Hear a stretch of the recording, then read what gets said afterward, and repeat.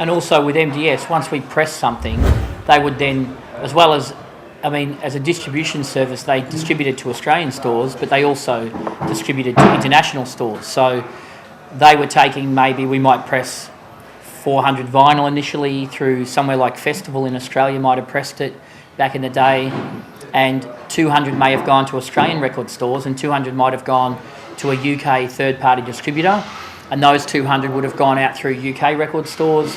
So suddenly we go to the other side of the world, the label's been running for 3 years and there's a piece of Vicious vinyl sitting in a rack at a shop in London. That must have been a good feeling. Yeah, for sure. It's a great feeling. One of the first trips we ever did overseas, we went to a dance party and Ground Level's Dreams of Heaven, which was one of our releases, got played while we were standing waiting to get a drink, and we were like, this is a track on our label. That was the first time we'd ever heard one of our songs get played over there, and obviously, played by one of the biggest DJs in the UK. I guess that's a funny thing too. In that sort of circumstance, in the live band world, the buzz is to hear your track on radio.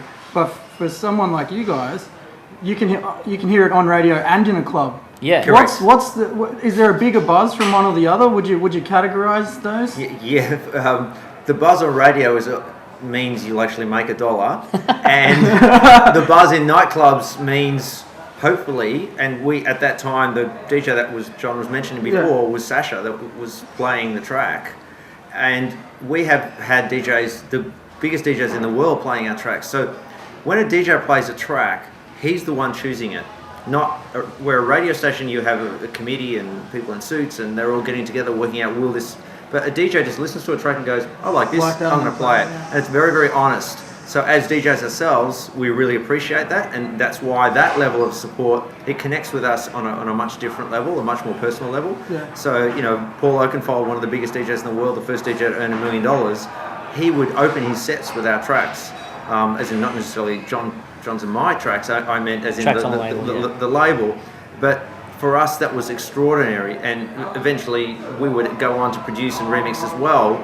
But that connection was just, you couldn't fault it. It was amazing. And I think the world gets smaller as you now you can get a record to somebody on the other side of the world in the time it takes for me to send it over a high-speed internet link. So the world's got a lot smaller, and hence why we've got a lot more international artists, because they found the label and they don't care where it's from. It's Vicious Recordings, and they like what we've put out, so they want to sign to that label. And we now have a network that is global as opposed to just Australian. But I remember the first time I went and heard I was in a petrol station in France, and I heard a song called Blackout on the radio, which was one of, actually myself and Andy made it with 2 other guys, and it was also released on Vicious. And I heard it on the radio for the first time. I was just in a petrol station, I heard it in the background, I was like, wow, I can't believe I'm hearing this song on the radio, because in Australia it wasn't getting played on our radio because it was too clubby, but it was getting played on this French station. And then, I remember our first compilation we ever put out, we actually imported it back from America because an American label signed our first kind of, I think from release number 3 to about number 13, and they made a compilation called Vicious Techno Anthems, and they released it in America, and we got copies of it as finished albums, imported them back to Australia and sold it here. Now that's and this was early days of CDs. This was when CDs were the coolest thing ever. That's the first thing we ever had on CD as a label. The first thing we'd ever released on CD.